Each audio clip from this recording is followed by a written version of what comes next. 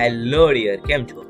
ચલો શરૂઆત કરીએ છીએ આપણે ASP.NET C# ના પ્રેક્ટિકલ સિલેબસમાં પ્રોગ્રામ નંબર 3. પરફેક્ટ. ઓકે, ચાલો હવે આ પ્રોગ્રામમાં કીધું શું છે કરવાનું. Design a class file with 2 methods, sum and subtractions, which takes 2 arguments. Design a web page with 2 integer. Okay, when click OK, user જ્યારે સમ બટન અને સબટ્રેક્શન બટન પર ક્લિક કરશે તો સરવાળો અને બાદબાકી થશે. Perfect. Display the result of the 2 entered values in the label control placed on the web page.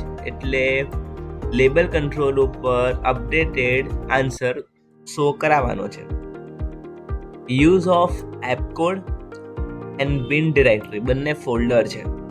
Okay, આ બંને ફોલ્ડરની અંદર આપણી ક્લાસ ફાઇલ હશે, એટલું યાદ રાખવાનું. ઓકે, તો સૌથી પહેલાં તો એક વસ્તુ સમજી લો કે જો આપણે એપ કોડનો યુઝ કરીશું તો એમાં પણ આપણે ક્લાસીસ બનાવીશું, અને બિન ડિરેક્ટરીનો યુઝ કરીશું એમાં પણ આપણે ક્લાસીસ બનાવીશું. તો આપણે 2 ફોલ્ડર બે વેબ પેજ બનાવવો પડે. એમાંથી એકમાં એપ કોડ લેવું પડે અને બીજું બિન ડિરેક્ટરીનો યુઝ કરીને કરવું પડે. તો આમાં ટાઈમ વધારે આની અંદર સમય લાંબો થઈ જશે. એના કરતાં બેટર એવું રહેશે કે આપણે એક જ વેબ ફોર્મ બનાવીશું જેમાં સમ અને સબટ્રેક્શન બી અલગ અલગ મેથડ છે. ઓકે, તો એપ કોડની મદદથી આપણે સમ કરીશું અને બિન ડિરેક્ટરીની મદદથી આપણે સબટ્રેક્શન કરીશું. Okay, perfect. આટલું સમજી લો. હવે સ્ટાર્ટ કરીએ છીએ. સૌથી પહેલાં તો બિન ડિરેક્ટરી વાળું જે છે એના માટે તમારે ક્લાસ ફાઇલ કઈ રીતે જોઈએ? પ્રોજેક્ટથી જોઈએ. File, new, project, class library. Okay, visual C#. Perfect. Class library નામ બદલો તો બદલો, ત્યાંથી પાસ બદલવો હોય તો બદલી દો, આપણે કંઈ નથી કર્યું. ઓકે, ક્લાસ ક્રિએટ થઈ ગયું. આને ક્લોઝ કરી દો, કંઈ જરૂર નથી. હવે આ ક્લાસ ફાઇલની અંદર લખવાનું શું છે? ક્લાસ ફાઇલની અંદર હવે લખીશું આપણે કે public int sum integer A, integer B, અને રિટર્ન શું કરશે? તો રિટર્ન બી સમજ કરશે ને, return A plus B. Perfect. હવે જો બંનેનો યુઝ કરવાનો કીધો છે ને, તો આપણે ખાલી આમાં સમ કરીએ અને સબટ્રેક્શનનું આપણે અલગ કરીશું. ઓકે, આ તમારી ક્લાસ ફાઇલ બની ગઈ. હવે આને યાદ રાખજો કે બિલ્ડ કરવી પડશે કમ્પલસરી. બિલ્ડ સક્સેસફુલ થઈ ગયું. ઓકે, ક્લાસ ફાઇલ તમારી બની ગઈ. New website. કયો પ્રોગ્રામ છે આપણો? 3rd નંબરનો પ્રોગ્રામ છે.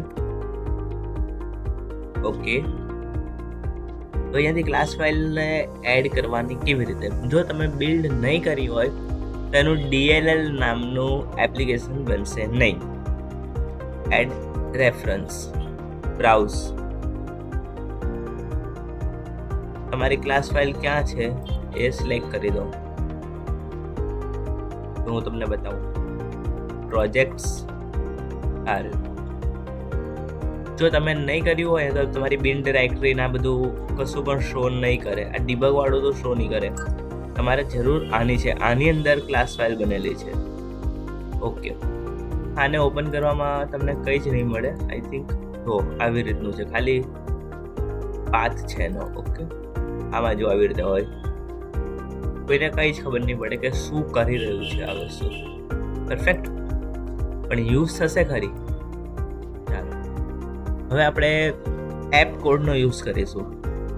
એપ કોડ ફોલ્ડર એ બધા સ્પેશિયલ ફોલ્ડર કહેવાય. એનાથી ન્યૂ ફોલ્ડરથી નહીં થાય. ASP.NET ના ફોલ્ડર એમાં એડ કરવાના. એપ કોડ એડ કરી દીધું. હવે એની પર રાઈટ ક્લિક કરો, ન્યૂ આઇટમ એડ કરો. ત્યારે અહીંયા ક્લાસ સિલેક્ટ કરો. class1.cs આવી ગયું. એન્ટર. હવે શું કરીશું? અહીંયા ક્લાસ 1 છે એની જગ્યાએ લખી દઈશું પબ્લિક ઇન્ટ સબ, અને અહીંયા ઇન્ટીજર a અને ઇન્ટીજર b. પરફેક્ટ. હવે રિટર્ન શું કરાવીશું? Return a minus b. Perfect. થયું. સમરી અમારી લખ્યું તો લખો, ના લખ્યું તો કશું નહીં, ચાલશે. ઓકે, આ ક્લાસ ફાઇલ આપણે ક્રિએટ કરી દીધી. ચાલો હવે add new item web form add. હવે ડિઝાઇન કરીશું. ડિઝાઇનમાં આપણે કરીશું ટેબલનો યુઝ. અત્યાર સુધી આપણે ડાયરેક્ટ સોર્સમાં અહીંયા લેબલ એડ કરો અને ટેક્સ્ટ બોક્સ એડ કરો, એ ફોર્મેશન પ્રોપર નહોતું. તો ટેબલ એડ કરીશું. Insert table 9/2. ઓકે, હવે શું કરીશું? આની પર ક્લિક કરીશું, શિફ્ટ અને એની સાથે right arrow, shift plus right. Okay, જે આપણે એક્સેલમાં ને બધે કરીએ. પછી રાઈટ ક્લિક, પછી મોડિફાઈ, પછી મર્જ સેલ. પરફેક્ટ. હવે એની અંદર લખીશું કેલ્ક્યુલેશન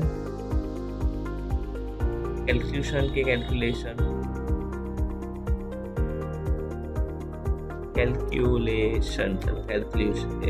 ઓકે. ચાલો આની થોડીક સાઈઝ વધારી દઈએ. અલાઇન આઇટમ સેન્ટર, પર્ટિક્યુલર આ ડીયુ આ રોને સિલેક્ટ કરો, એના સ્ટાઇલમાં જાઓ. ઓકે, ફોન્ટ ફેમિલી ચેન્જ કરો તો ચેન્જ કરવાની કોઈ બી, કોઈ આમ તો કોઈ મતલબ નથી. Extra double large. ઓકે, કોઈ સારા છે. હા, આ કરીએ, જોઈએ કેવા લાગે. Font weight bold, font style નથી કરવી. Variant, font variant, small caps, red, કશું નહીં કરવું. Colour red. ઓકે, તમારે કંઈ બીજું કરવું હોય તો તમે કરી શકો છો. બોર્ડર ને વોટેવર જે બી. હા, ટેબલ લેઆઉટ ને બધું, ટેબલ ને બોર્ડર ને બધું થતું હશે. ચાલો, આવી ગયું કેલ્ક્યુલેશન થઈ ગયું. હવે શું કરવાનું છે? લેબલ એડ કરવાના છે. Enter first value, enter second value, answer. Okay, shift કર દો નીચે. વાંધો નહીં.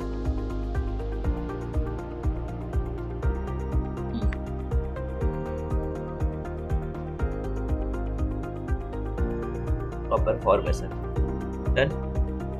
હવે અહીંયા બટન્સ આવશે. તમે ક્લિક કરીને બી કરી શકો છો. બટન. પરફેક્ટ. અહીંયા પણ લેબલ આવશે. કેમ કે લેબલથી વસ્તુ ચેન્જ થવાની છે. આન્સર લેબલથી ચેન્જ થશે. આની સામે આવશે ટેક્સ્ટ બોક્સ. અહીંયા પણ ટેક્સ્ટ બોક્સ. પરફેક્ટ. ચાલો હવે શું કરીશું? આ લેબલને અપડેટ કરીશું. Text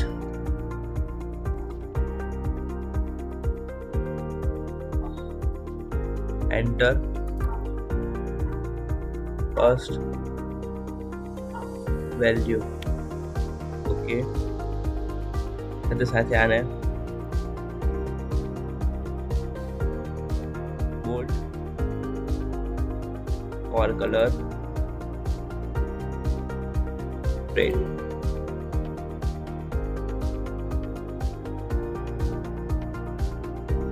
Bold or color red. Perfect. આનું ટેક્સ્ટ રહેશે enter second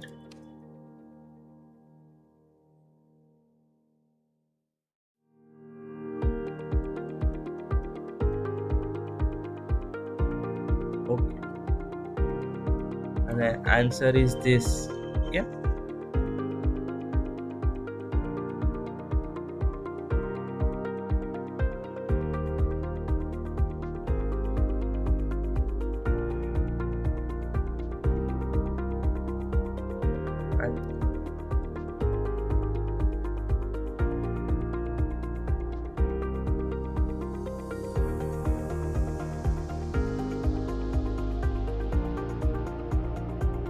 okay, answer is perfect.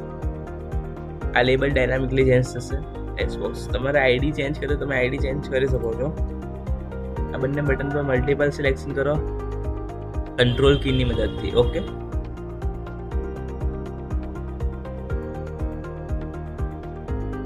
Gold થઈ ગયા, એના ફોર કલર રેડ થઈ ગયા, એના બેક કલર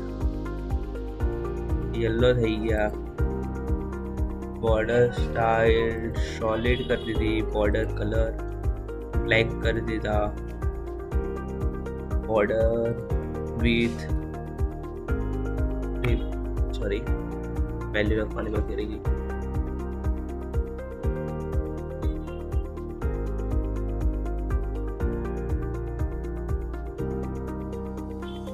પિક્સલ પરફેક્ટ થઈ ગયું. હવે નામ ચેન્જ કરી દઈએ. પહેલું હતું સમ અને બીજું હતું શબ. Okay, perfect. હવે શું કરીશું? હવે C શાર્પનો code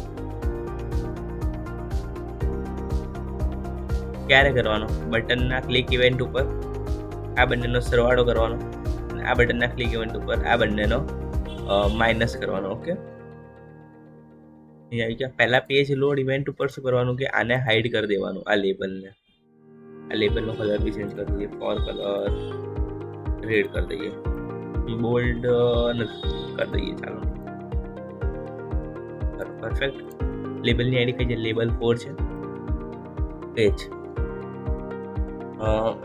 if is pushback,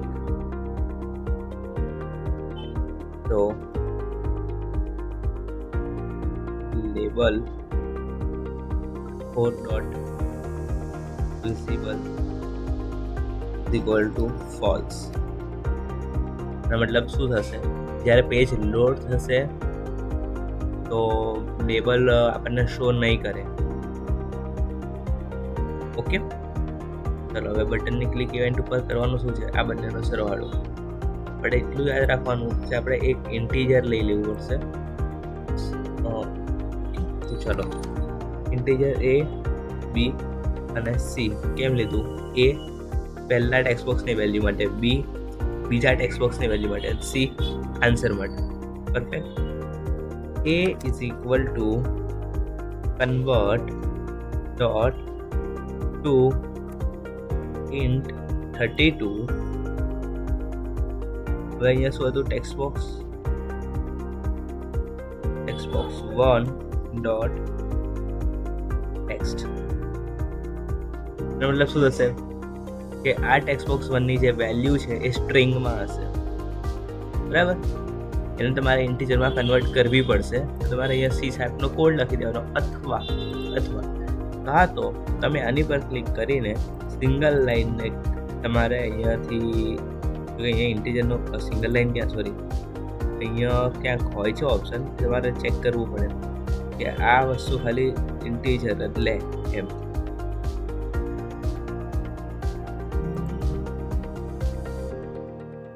એક તો હશે, તમારે જોવું પડે. આની પ્રોપર્ટીઝમાં જ હશે.